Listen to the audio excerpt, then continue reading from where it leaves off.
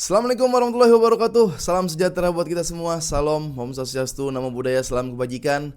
Balik lagi di channel YouTube Afif Safi, pakar bola komentaris sepak bola dengan kebahagiaan, dengan kegembiraan. Sebahagia kita menyambut bulan Februari, sebahagia kita menantikan pertandingan timnas, sebahagia kita melihat ya drawing playoff Liga Champions dan melihat Barcelona sudah menanti pemenang antara Benfica, AS Monaco, Brest dan Paris Saint-Germain.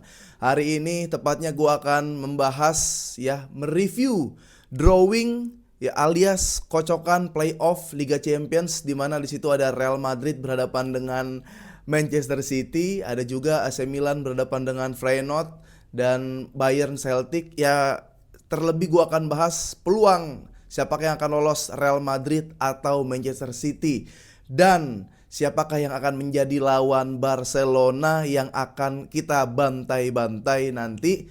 Dan info terbaru seputar Barcelona, karena ada beberapa pemain Barcelona yang kontraknya baru saja diperpanjang, dan ada rumor-rumor Barcelona akan mendatangkan striker atau penyerang-penyerang buat mempertajam lini depan atau mengganti atau membackup Robert Lewandowski. Oke.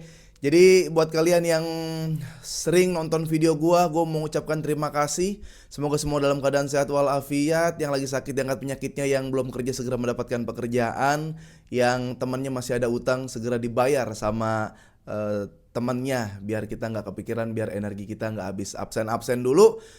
Terima kasih juga buat teman-teman yang selalu komen. Kemarin tuh ada masukan bagus banget tentang kalau misalkan gue review video, minimal ada foto lah, ada grafis lah, ada video lah. Doain teman-teman ya, mudah-mudahan pertengahan Februari gue udah mulai collab, gue udah mulai ada tim lah ya yang membantu gue biar video gue semakin menarik lagi. Ini semua gara-gara lu yang nonton terus video gue, yang support video gue, yang komen postingan-postingan gua, yang support karya-karya gua. Oke, semoga semua dalam keadaan sehat. Dan langsung aja kita review pertandingan yang akan berlangsung nanti sekitar 14 dan 15 Februari. Ada Manchester City yang akan berhadapan dengan Real Madrid. Nah, jadi sebenarnya gue juga belum mendapatkan info gimana playoff, kan bakal ada 2 pertandingan, ya 2 match yang akan berlangsung. Berarti kan penyerang-penyerang nih akan mendapatkan keuntungan sebagai top skor. Itu belum dapat juga informasinya golnya dihitung apa enggak. Kalau golnya dihitung, sebenarnya kalau untuk tim yang pengen ngincar striker-strikernya menjadi top skor, mendingan di playoffin aja. Ya kan, ketemu tim yang gak terlalu bagus, bantai-bantai lagi, jadilah top skor. Karena sejauh ini di peringkat atas ada Guyesi 9 gol dan Robert Lewandowski. Ya, mereka pasti akan memperebutkan siapa yang akan menjadi top skor. Bisa jadi ntar Mbappe nyusul, atau ada Vini juga, Rafinha juga ada 6 gol Rafinha. Jadi belum mendapatkan informasi seputar bagaimana kalau ada yang mencetak gol di playoff. Oke? Tapi ngapain mencari informasi seperti itu? Mendingan kita bahas siapakah yang akan lolos antara Real Madrid ataukah Manchester City. Kedua tim sudah saling bertemu teman-teman dari 2016. Ini benar-benar ganti-gantian ya. City menggagalkan Real Madrid lolos. Di tahun-tahun berikutnya gantian Madrid yang menggagalkan Manchester City lolos. Dan tahun-tahun berikutnya juga gantian tuh. Ada yang imbang dan City bisa ngebantai Madrid tuh. Yang 4-0 apa yang 4-0 apa 4-1 gitu. Dan yang terakhir, ketika Madrid juara, Madrid bisa mengalahkan Manchester City, dan itu melalui titik putih ya, adu penalti. Jadi kalau bisa dibilang ini pertandingan yang seru, ya udah pasti seru. Dan yang bikin seru lagi ketemunya di playoff ya. Gue pikir nih tim ketemu di semifinal gitu, jadi makin seru. Cuma kita bedah secara kekuatan. Gue selalu mengatakan ya, dengan komposisi pemain dengan Madrid yang ada Ancelotti sebagai pelatih, dan komposisi pemain dari Manchester City ada Pep sebagai pelatih. Nah, kita Manchester City dulu nih. Kalau lu mau ngelihat Pep Guardiola aslinya seperti apa ya, di Manchester City yang sekarang harusnya lu bisa menilai Pep Guardiola. Kenapa? Karena kalau misalkan lu nonton YouTube gua atau di YouTube lain seputar sepak bola, gua dibilang anti Pep, gua bilang gua nggak anti Pep, tapi gua anti yang namanya privilege. Kenapa? Karena menurut gua Pep Guardiola ini yang pelatih bagus, bukan pelatih jelek pasti ya. Tapi yang privilege-nya ini terlalu banyak. Ya. Di Barcelona ada Xavi, Iniesta, Messi. Gue bilang kalau nggak ada pelatih juga bisa juara itu. Pemainnya kayak begitu. Terus dia mencari tantangan pindah ke Munchen, masih ada Robert, masih ada Robben Ribery lagi prime di situ. Ya itu mah harusnya memang UCL saat itu, tapi nggak dapat UCL kan, karena kalau liga domestik udah pasti Munchen Dortmund, Munchen Dortmund. Munchen terus lah pada akhirnya Liga Jerman. Setelah itu pindah ke Manchester City yang udah dibangun dari Pellegrini, udah dibangun dari Mancini. Dia datang dan skuadnya mewah lagi. Nah, tapi dia harus mendapatkan Haaland dulu untuk bisa menjuarai Liga Champions. Ini mungkin lu yang Pep mania dengar gue kardus. Enggak, gue mau mengungkapkan apa yang ada di pikiran gue. Ya, sekali lagi Pep ini pelatih bagus, tapi privilege Pep Guardiola terlalu banyak. Lalu seperti apa selanjutnya? Nah, kalau mau ngelihat yang kayak sekarang nih, Rodri kayak kemarin lagi cedera, pemain bintangnya beberapa nggak ada, Grealish ngadet gitu, Doku on off gitu. Nah, kalau mau ngelihat Pep Guardiola yang sekarang, nah saatnya nih kalau mau menilai nih, kalau gue bilang ya, dengan skuad yang ya udah bukan yang dari lini per lini itu top tier. Ruben Dias lagi nggak terlalu kayak 2 tahun berikut sebelumnya itu kan. Stones mungkin ada cederanya juga, Rodri ada cederanya juga, Foden nggak terlalu menonjol sekarang nih, walaupun ada suntikan pemain baru gitu, yang pemain Uzbek di belakang, ada Omar juga. Ini bagus banget ya Omar ya, buat gantiin KDB juga lagi cedera. Terus ya ini kalau mau ngelihat Manchester City atau Pep Guardiola yang sesungguhnya sekarang menurut gua. Nah, jadi ini pertarungan the real, siapakah yang sebenarnya kayak taktik. Gua nggak bilang kalau Ancelotti ini miskin taktik. Pelatih nggak mungkin nggak punya taktik. Kok dia bisa jadi pelatih? Kok dia bisa menang UCL 5 gelar? Walaupun pas di Milan pemainnya juga mantep-mantep. Bedanya adalah Ancelotti dan Pep Guardiola. Ancelotti kalau mau menang nggak enak ditonton, udah itu. Pep Guardiola karena dengan karakter, dengan filosofi, ya pasti seru. Kecuali kayak final lawan Inter kemarin, itu kan puzzle banget ya. Itu menurut gua kayak nggak ada pelatih yang miskin taktik banget ya, kayak, karena dia pasti punya taktik. Cuma masalah pragmatis atau nggak pragmatis aja, masalah pragmatis dan masalah filosofi aja. Ancelotti pragmatis. Kalau dia pengen menang, kalau dengan cara menyerang dia bisa menang, dia menyerang. Tapi seumpama dengan cara bertahan dia bisa menang, ya dia bertahan. Kalau Pep, serang terus, ball position. Itu. Jadi secara kedua pelatih tersebut, ya gue lebih seneng nonton Pep sebenarnya. Ya lu main open play, lu nguasain bola.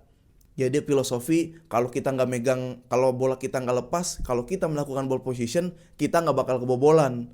Tugas kita tinggal ngegolin. Nah, antitesisnya adalah Ancelotti ini, kalau ketemu tim kayak Pep gitu, ya kalau lu menguasai bola, semakin lu banyak megang bola, semakin banyak kesalahan yang lu buat. Kalau kita bertahan dengan solid, kita nggak bakal kebobolan. Nah, tinggal kita lihat siapa yang nanti. Yang lebih seru sekarang ketemu lagi yang namanya Mbappe dan Haaland. Ya. Di Paris waktu itu saat itu ya Haaland tuh waktu ketemu Paris Saint-Germain ya skuadnya Dortmund gitu. Sekarang nih skuadnya Manchester City, walaupun beberapa kali dikantongin Rudiger. Nah, gue mau ngeliat nih adjustment apa. 2 kali pertandingan Haaland dikantongin Rudiger. Belum ada, kalau misalkan Haaland masih dikantongin Rudiger tapi City kalah, ya ada yang bener-bener salah, bener-bener yang katro ternyata Pep Guardiola. Tapi kalau Haaland dikantongin Rudiger, masih banyak opsi yang bisa nyelip-nyelip. Apakah Omar nyelip, sekarang ada Savinho, itu bagus. Sekarang kondisi Real Madrid ada Kylian Mbappe yang ketika Vini lagi nggak main atau menjadi subs, ini Mbappe bisa sangat mobile banget kiri kanan, switch play kiri kanan.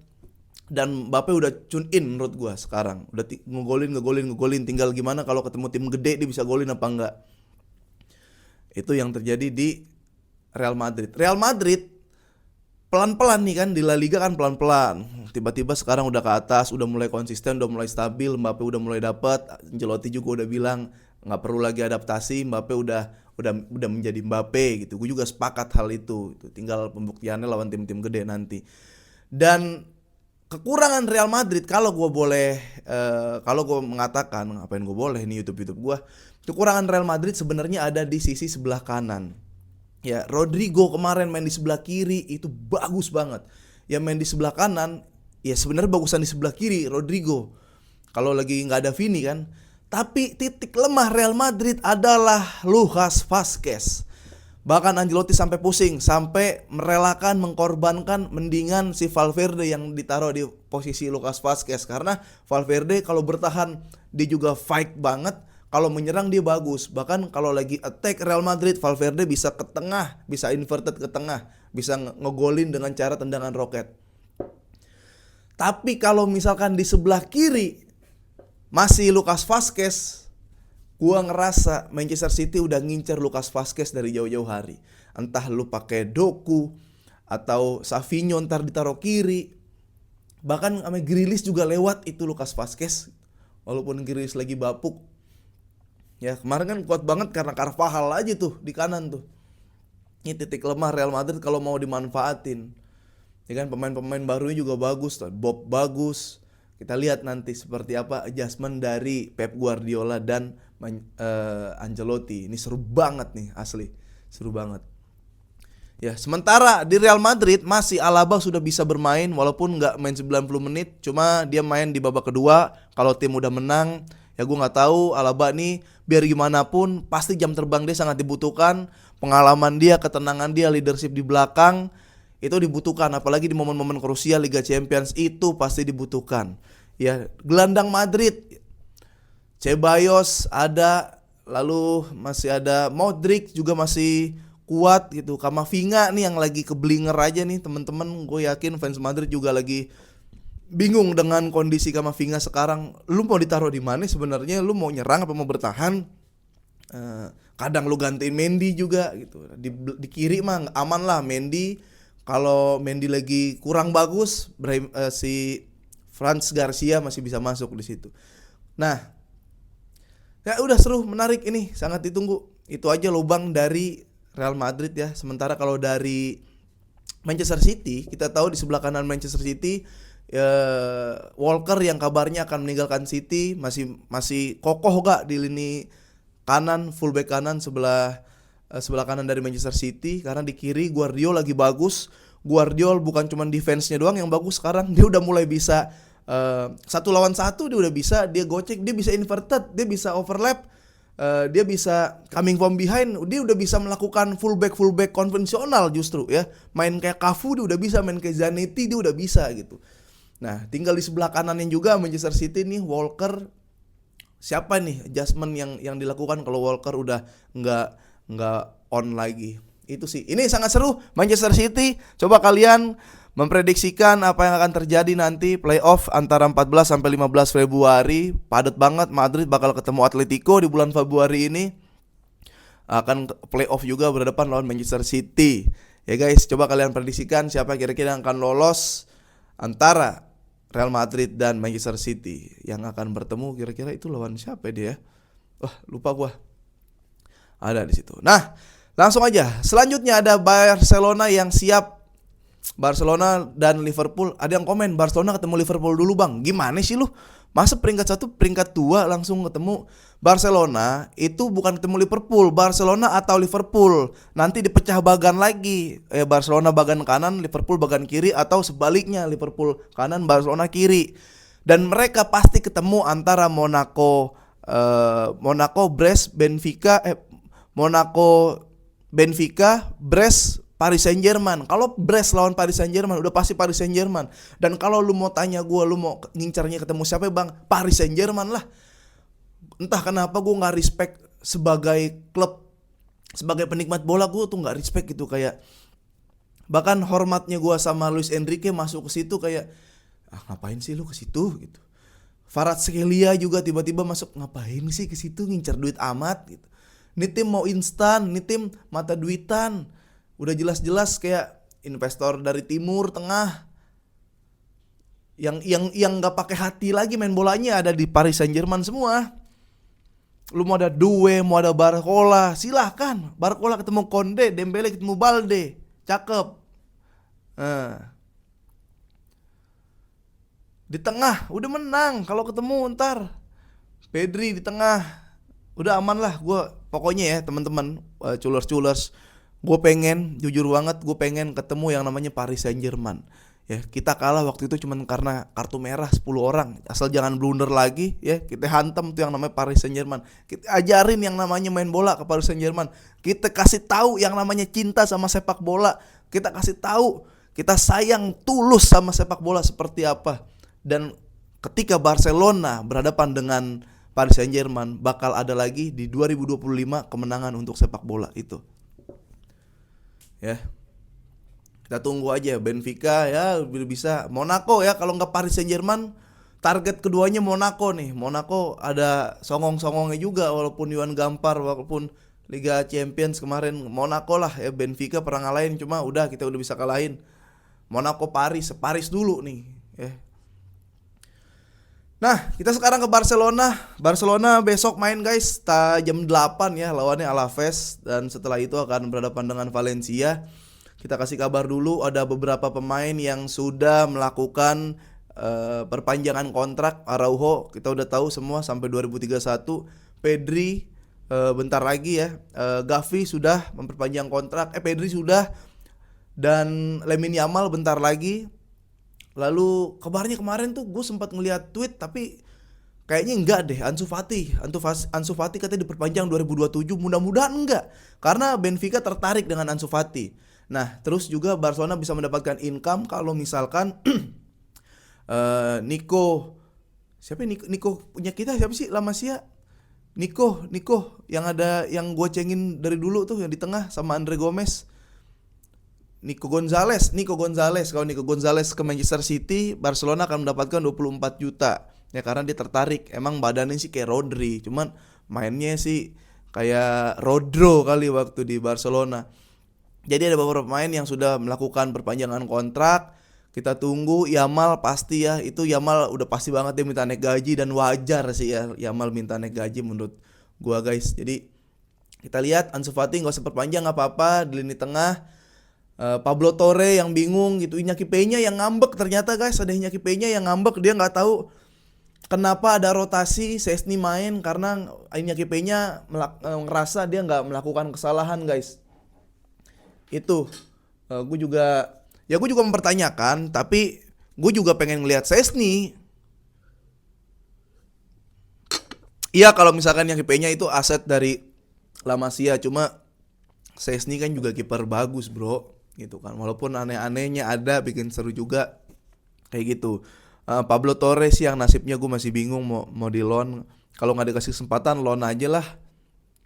Loan lagi kan jadi lebih lagi ribet lagi kalau mau beli pemain. Kalau loan, kalau mau jual deh gitu, biar gajinya nggak overload gitu kan, salary capnya nggak jebol. Nah, Barcelona sudah hampir memastikan tidak akan merekrut Marcus Rashford karena nggak ada pemain yang kejual, nggak ada pemain yang di loan.